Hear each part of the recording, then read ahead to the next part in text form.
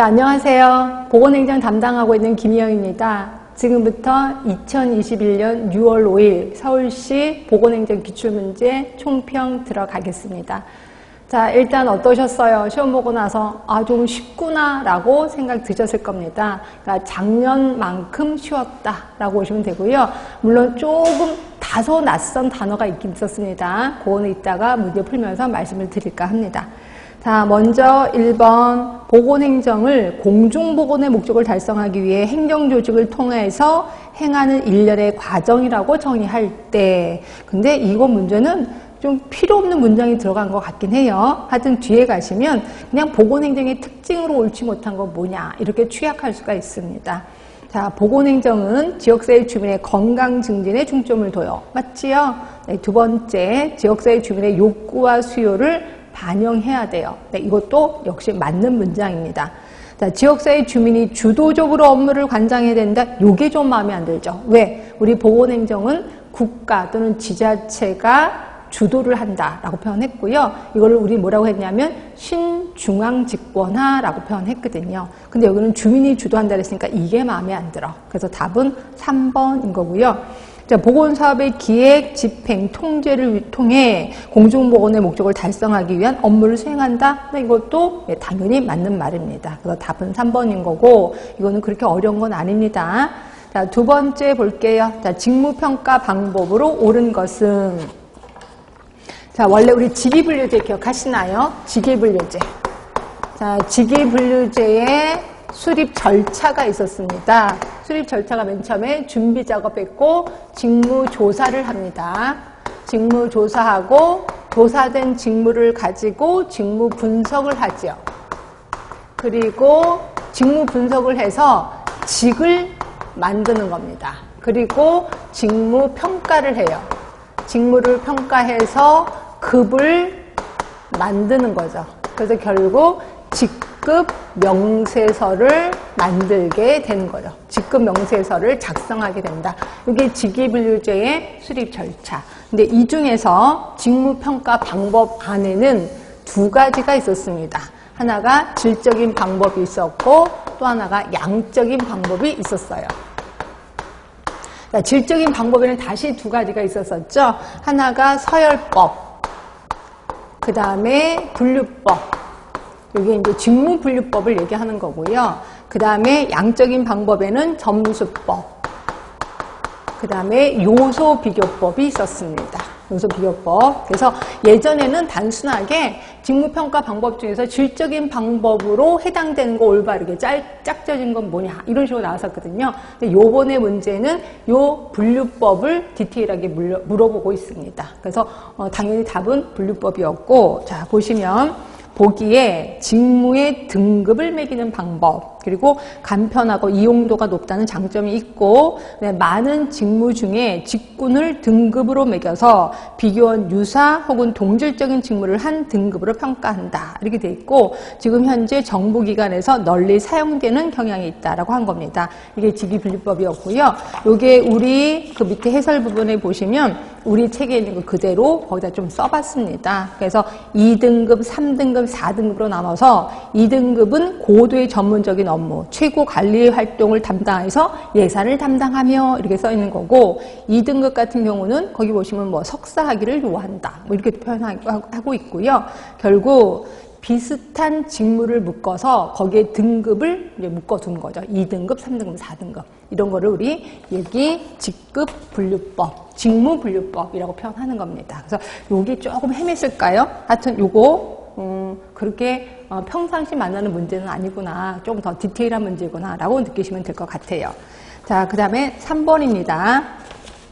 자, 워낙 단골 문제였었던 건강 신념 모형 또는 건강 믿음 모형에 대한 설명으로 가장 옳지 못한 것이라고 표현하고 있고요.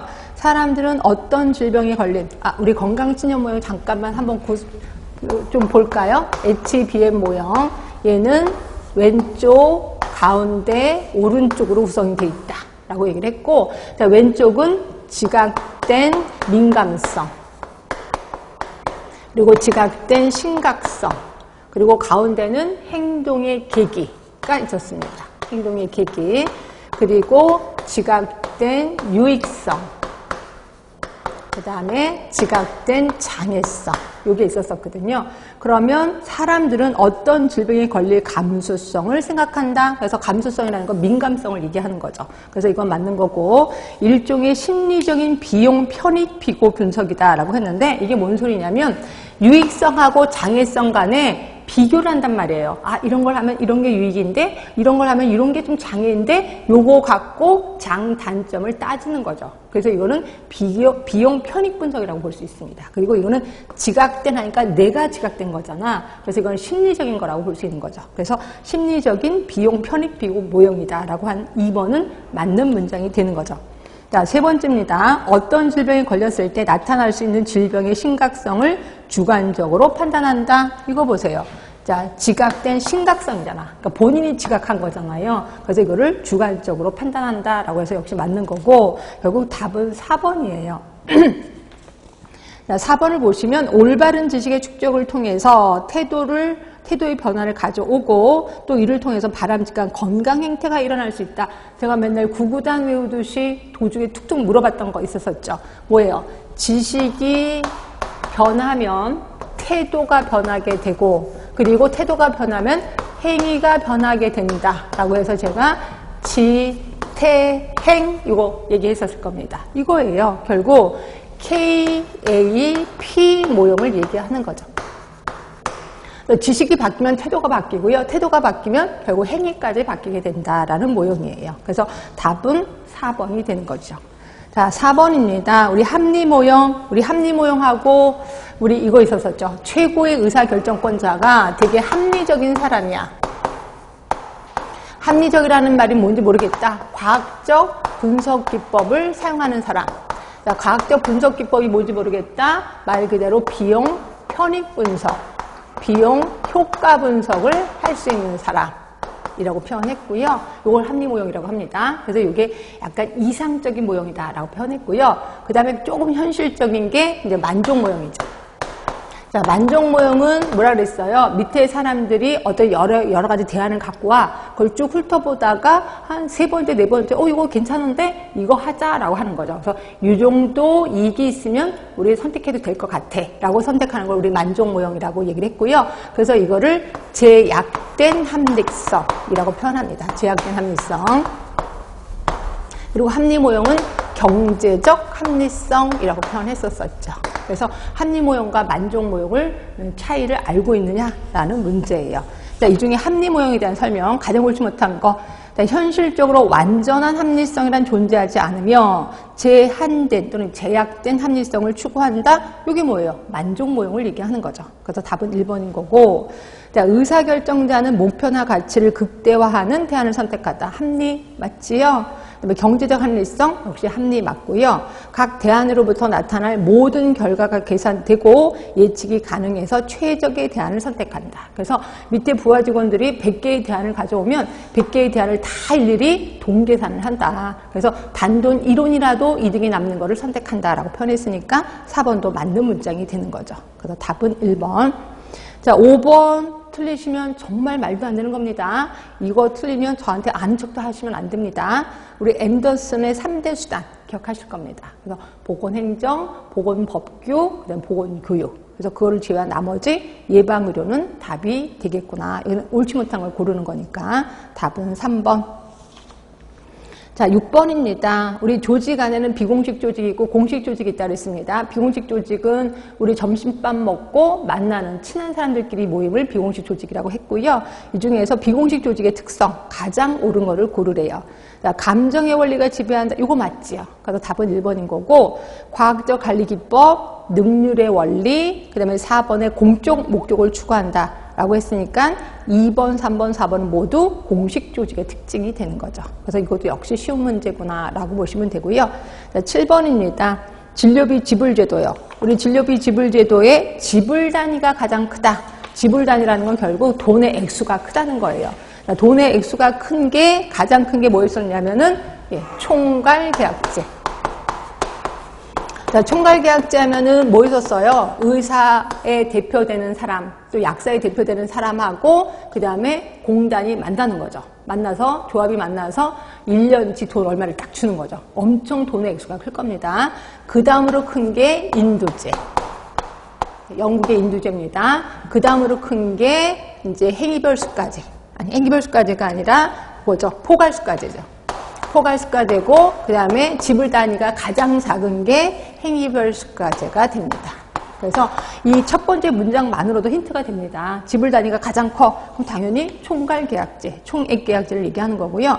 그 다음에 힌트, 보험자와 의사단체 간의 계약 체결에 어려움이 있다. 그리고 의료비 통제 기능이 있고 과소진료의 가능성이 있다. 그래서 힌트는 다 준 겁니다. 근데 결국 답은 4번, 변화 없이 4번이에요. 자, 그 다음에 8번입니다. 자, 예산이 회계연도 개시 전까지. 회계연도 개시가 언제인데? 1월 1일이지 뭐. 그쵸? 1월 1일 전까지 국회에서 의결되지 못했어요. 그랬을 때 예산의 종류가 크게 3개였었습니다. 하나가 잠정예산. 자, 그 다음이 가예산. 그 다음에 준예산. 요 3개가 의결되지 못할 때 임시로 돈을 쓸 수 있는 건데 잠정 예산하면은 몇 개월분만 미리 쓰게끔 하는 겁니다. 몇 개월분. 그런데 비해서 가예산은 1개월분을 먼저 쓰게 하는 거죠. 그러면 준예산은요? 준예산은 작년에 준해서 돈을 쓰게끔 하는 거죠. 요 3개. 그러면 나머지 답은요? 추경이죠, 추경. 그래서 답은 1번인 거고요. 우리 추경은 언제 배웠었냐면 이거 배웠었잖아요. 우리 성립 시기에 따라서 예산을 크게 3개로 나뉘는데 하나가 본예산, 그 다음에 또 하나가 수정예산, 그 다음에 추가 경정예산, 추경이 있었었죠. 그래서 본예산은 우리가 알고 있는 예산을 얘기하는 거고 수정예산은 자, 이거를 행정부가 입법부에 계획서를 올려요.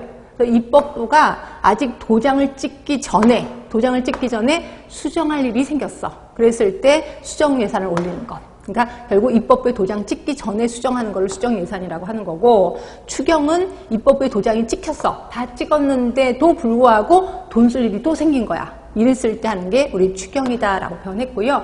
추경에 대해서는 벌써 문제가 2번이나 나왔었습니다. 근데 요번에 또 나왔네요. 그래서 여기서도 답은 1번이라고 보시면 될 것 같고요. 자, 9번입니다. 우리나라 건강보험에 대한 설명, 옳지 않은 거. 우리나라 건강보험은 정말 웬만하면 맞아줘야 돼. 이걸 틀리시면 절대로 안 됩니다. 자, 본인 부담액의 연간 총액이 개인별 상한액을 넘는 경우 심평원에서 초과액을 환급하고 이를 본인 부담금 환급금 제도라고 한다. 아닌 건 아시죠? 그럼 이건 뭐 했었어요? 본인 부담 상한액이죠. 본인 부담 상한액. 본인 부담 상한액이라고도 하고 우리 책에서는 뭘로 배웠냐면 본인 부담 보상액이라고도 표현했어요. 보상액. 그래서 제가 예전에 설명했었던 거 기억하실 겁니다. 자, 전체 보험료를 조금 내는 사람, 많이 내는 사람을 일렬로 줄을 세웠을 때 뭐 지금은 법은 그렇진 않습니다. 소득에 따라서 예를 들어서 뭐 하위 50%, 30%, 20%로 구분을 해놓고 하위 50%가 일정액을 넘어가 1년 동안에 병원비만 쓴 게 본인 일부 부담금으로 쓴 게 돈이 일정액을 넘어가 예를 들어 200만 원이라고 한다면 200만 원을 넘어가 그럼 나머지 돈을 다시 돌려주겠다라고 하는 거를 본인 부담 상한액, 본인 부담 보상액이라고 표현하는 거죠. 그런데 비해서 본인 부담금 환급금 제도는 뭐였었어요? 자, 우리가 공단이 있고, 그 다음에 가입자가 있고, 그 다음에 여기에 의료기관, 요양기관이 있어요. 이랬을 때, 가입자가 이제 그 요양기관에 가서 치료를 받습니다. 그리고 나서 본인 부담금을 내죠. 본인이 돈을 부담하고, 그 다음에 나머지 돈을 심평원에다 청구를 한단 말이에요. 그렇죠? 그런데 심평원이 그 청구한 거를 심사하고 평가하는 과정에서 본인 부담금을 많이 받은 걸로 발각이 났어. 그러면 연락을 해서 본인 부담금 많이 받은 거 돌려주세요 라고 하는 걸 본인 부담, 이게 환급금이라고 표현하는 겁니다. 그래서 답은 역시 변함없이 1번이고요. 나머지 2번, 자, 공단은 임신, 출산, 진료비 등 부가급여를 실시할 수 있고, 맞죠? 그 다음에 해당 비용을 결제할 수 있는 이용권을 발급할 수 있다. 네, 맞습니다. 자, 3번 경제성 또는 치료 효과성이 불확실해서 추가적인 근거가 필요하거나 경제성이 낮아도 가입자 피부 양자의 건강 회복에 잠재적인 이득이 있어. 그러면 이걸 우리 무슨 급여로 했냐면 선별급여로 지정을 하는 거죠. 그래서 급여, 보험급여가 있고 비급여의 가운데 낀 게 선별급여다라고 표현했었을 거예요. 그래서 이건 맞는 얘기고요. 그 다음에 의료법에 따라 개설된 부속의료기관. 부속의료기관은 요양기관에서 제외되는 거죠. 부속의료기관은 뭐라 그랬어요? 내가 공장을 갖고 있는데 공장 사람들이 툭 하면 병원에 가는 거야.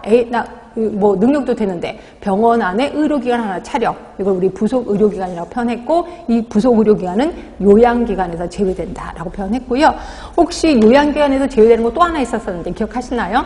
내가 과징금 처분을 5년 동안 2번 이상 받았어. 그럼 이것도 역시 제외되고 있는데, 이럴 경우에는 1년 이내의 기한을 정해서 제외시키고 있습니다. 그런데 비해서 아까 했었던 부속의료기관은 영원히 제외되고 있다 하시면 될 것 같고, 그래서 4번은 맞는 문장이에요. 변함없이 답은 1번인 거고요.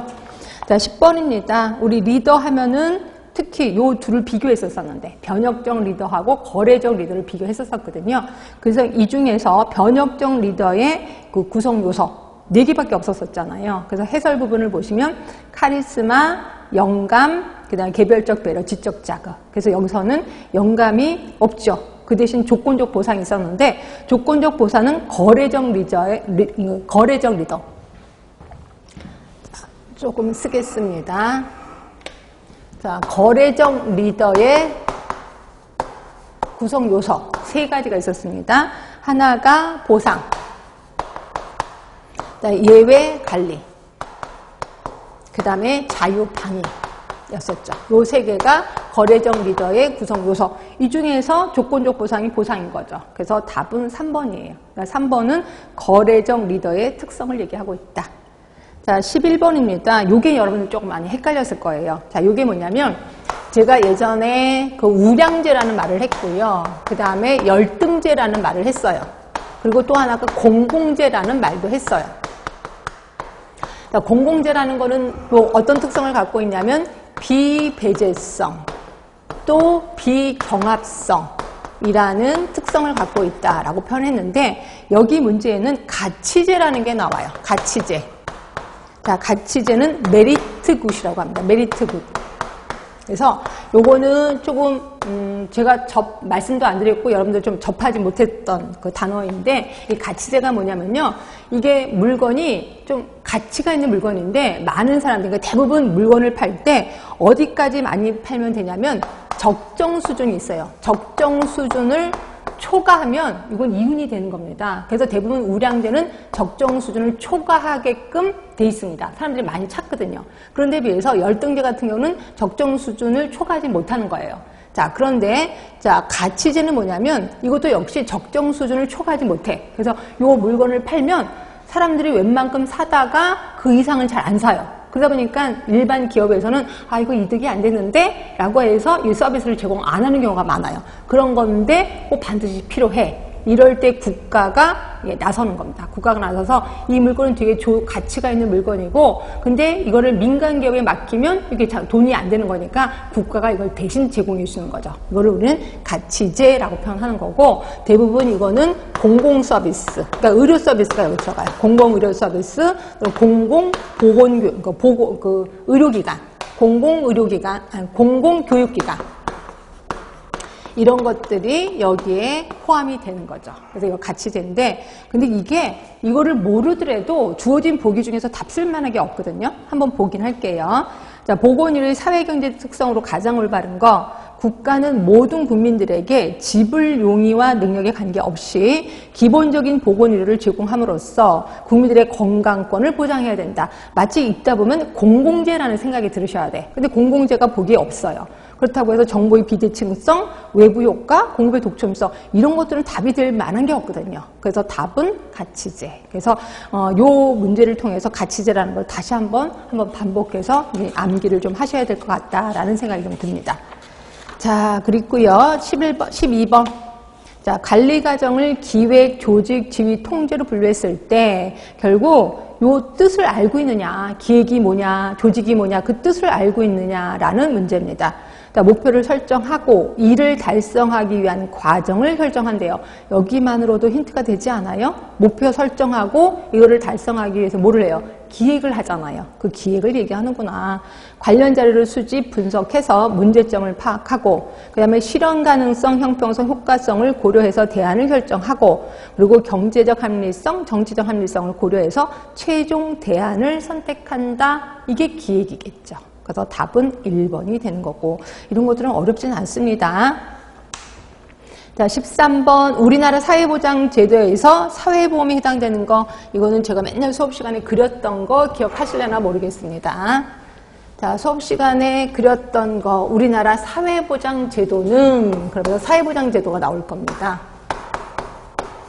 우리나라 사회보장제도는 크게 3개로 나뉜다. 어떻게? 사회보험, 그 다음에 공공구조, 그 다음에 사회서비스, 자, 그리고 사회보험 안에는 다시 3개가 있죠. 그래서 소득을 보장해주는 제도, 의료를 보장해주는 제도, 그 다음에 노인 장기 요양이 있는 거죠. 자, 소득을 보장해주는 제도에는 산재, 그 다음에 연금, 그 다음에 고용보험이 있습니다. 맞죠?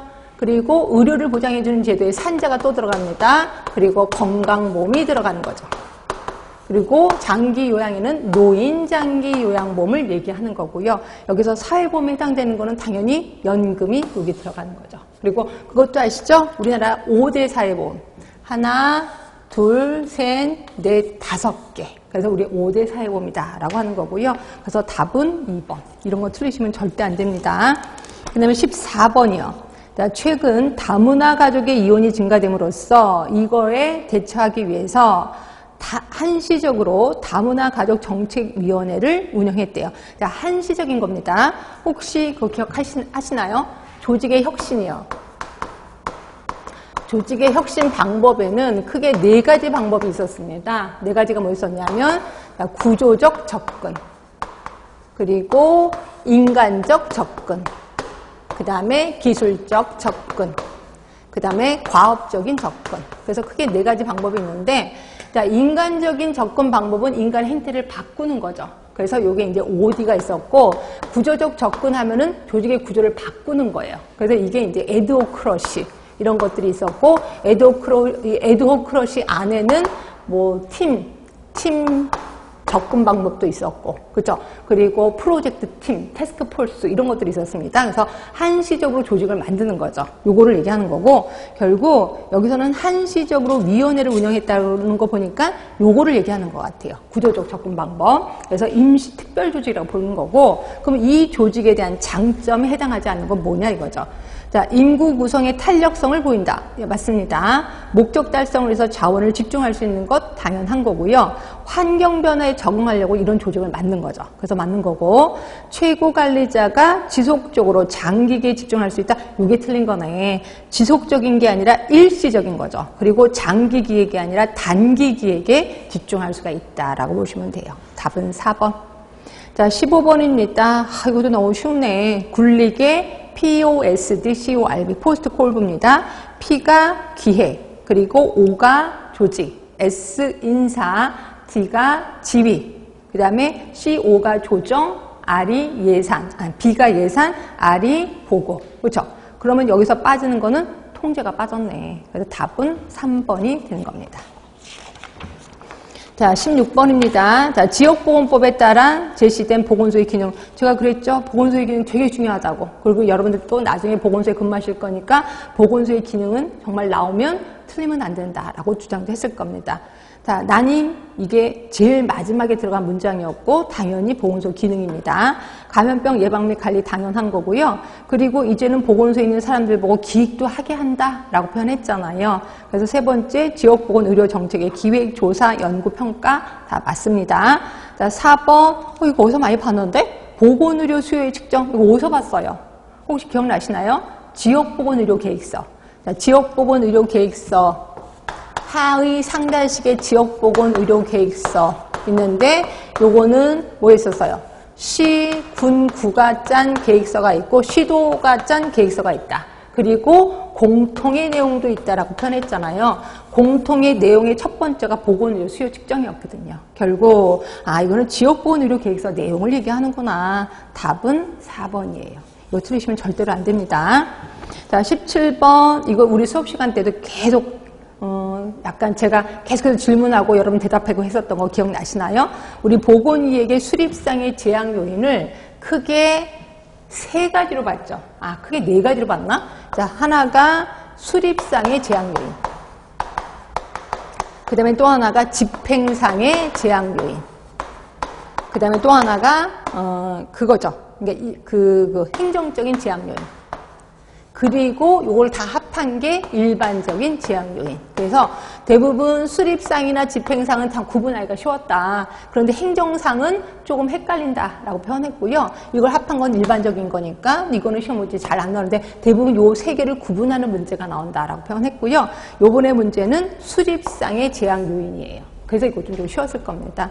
자, 일단 미래 예측의 곤란성 밑에 해설 부분에 있습니다. 그대로 개인적 창의력 위축 이것도 역시 있고요.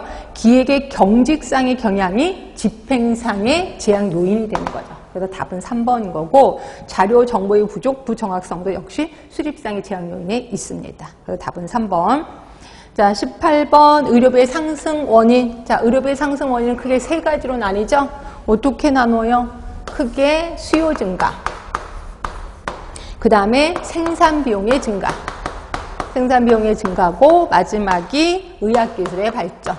이것 때문에 의료비가 올라간다. 이 중에서 제일 중요한 건 수요의 증가다라고 표현했었고요. 수요의 증가에 대해서 지금 물어보고 있어요. 수요의 증가는 또 다시 4가지로 나뉜 건 아시죠? 그래서 보시면 맨 처음에 소득의 증가. 그 다음에 고령화돼서 그렇다. 인구 구조의 변화죠. 고령화가 돼서 그렇다. 가장 큰 거는 건강보험 때문에 그렇다라고 표현했고요. 건강보험. 또 하나가 사회 간접 시설의 확충이에요. 그래서 이 4가지에 따라서 수요가 증가됐고 그래서 의료비가 올라갔다라고 표현했고요. 그럼 여기에 해당되지 않는 거는 임금이죠. 의료 인력의 임금은 임금이 상승된 건 생산 비용이라고 보시면 되는 거죠. 그래서 답은 2번. 이것도 그렇게 어려운 건 아닙니다. 자, 19번. 자, 요거 제가 맨날 수업 시간에 자, 국민건강증진법에서 제시하고 있는 건강증진 사업의 내용. 그래서 이거는 뭐라 그랬어요? 보건소에서 하는 건강증진 사업이다. 그래서 요 시험 문제가 따로 나온다. 보건소의 기능이 아니라 보건소에서 하는 건강증진 사업이라고 표현했었잖아요. 그래서 이걸 따로 외우라고 그렇게 간곡하게 부탁을 드린 거고 이게 시험 문제 나온 겁니다. 자, 보시면 보건교육 건강상담 그대로 해설 부분에 있는 거고요. 지역사회 보건 문제에 관한 조사도 그대로 있습니다. 그리고 영양관리 있고 질병의 조기 치료를 위한 조치는 아무리 눈 씻고 봐도 없어요. 그래서 답은 4번. 자, 마지막 문제 20번입니다. 자, 우리나라의 공공부조 재원 당연히 일반 조세잖아요. 그러면 보험료는요? 보험료, 그러니까 사회보험. 사회보험은 보험료, 기여금. 결국 1번하고 3번은 이제 사회보험의 재원이 되는 거고요. 그렇죠? 그리고 재정보조금은 사회서비스의 재원이 되는 거죠. 자, 사회서비스의 재원은 여기 써있는 것처럼 재정보조금. 그리고 공공부조는 조세. 그리고 사회보험은 2가지. 자, 보험료하고 기여금이 재원이 되는 거죠. 그래서 이것도 그렇게 어려운 건 아니에요. 금방 쉽습니다. 자, 어떠셨어요? 문제 풀다 보니까 정말 쉽구나 생각이 나고 만약에 아까 말한 가치제가 혼동이 돼서 그걸 답을 틀렸다면 그래서 제가 이걸 95점 이상으로 보고 있는 겁니다. 그리고 만약 실수했다면 90점. 그래서 제가 90점 이상은 맞아야 된다. 그래서 90점보다 더 많이 틀리면 약간 올해는 좀 포기를 해야 되겠다라는 생각이 좀 들어야 된다. 이렇게 얘기를 했습니다. 자, 지금까지 보건행정 총평이었습니다. 네, 감사합니다.